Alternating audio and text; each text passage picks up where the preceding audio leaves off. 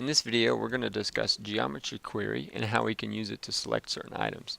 This is different from the last video where we used the user selections to make selections for certain things. We're pretty used to user selections. For example, if I hit extrude here, it's going to have the user select certain profiles to extrude. Well, we can also select these profiles just using the code and not using a user to select those. So, for example, we can go through the code, grab this sketch, and then ask the sketch for its profiles, and then select the profile, and then extrude it. So let's go ahead and look at that in the help documentation. So I'm here at the help documentation for sketch object. We see here all the different properties of the sketch object. So we can ask the sketch about are the dimensions shown. We can ask the sketch about its attributes. We can ask for the sketch's name or its origin point. And one of the things that we'll use most often is the profile. So once we create a sketch, we can ask the sketch for all of its profiles, and then we can use that profile for an extrude. So let's go ahead and look at that in the code. I have a sketch here, and in that sketch I only have one circle. I've created a circle there, and so then I can go in and grab the sketch, which I have, which is called main circle sketch. So I do main circle sketch dot profiles. So I'm asking the sketch for its profiles, and then I'm just grabbing the very first item in that list. And this is easy because I only have one profile. If I had several circles in the sketch, there would be several profiles, and then it would be less clear on which one I need to grab. So it's a lot easier if I just create one circle inside one sketch, and then I know that I'm grabbing the right one.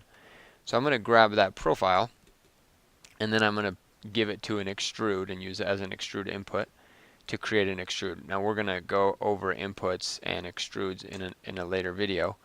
But then once I create that extrude, I have a body, and once again, I can use geometry query to ask that body for certain things like its faces or edges. So let's go ahead and look at that in the object model.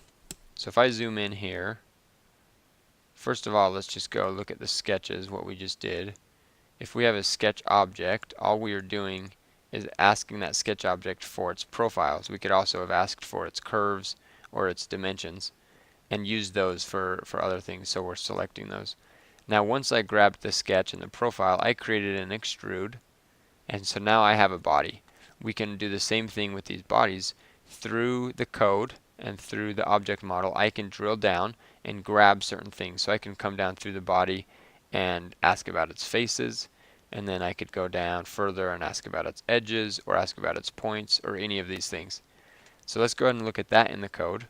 So once I create my extrude, I have an extrude called main extrude. I just extruded that circle, so now I have a cylinder.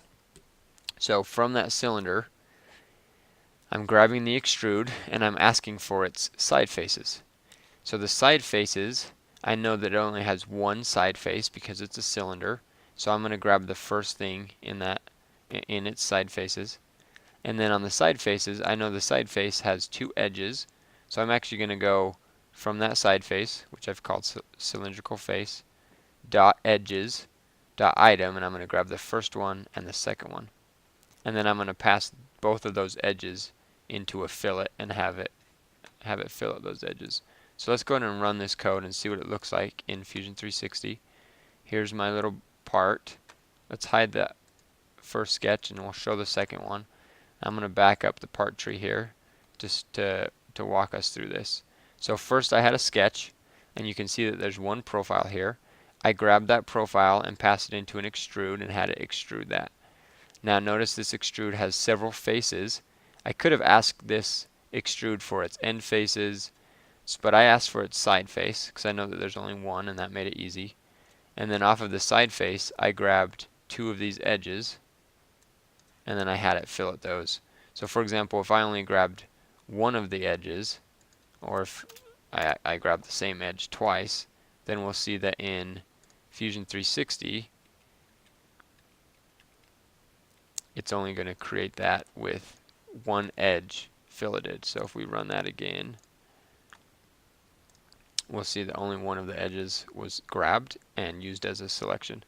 So using the API, instead of the user to select things, we can just use the API to grab certain things off of bodies or from sketches, and we'll learn more about using a profile to create an extrude in the next video. But it's very useful to do geometry query just through the code.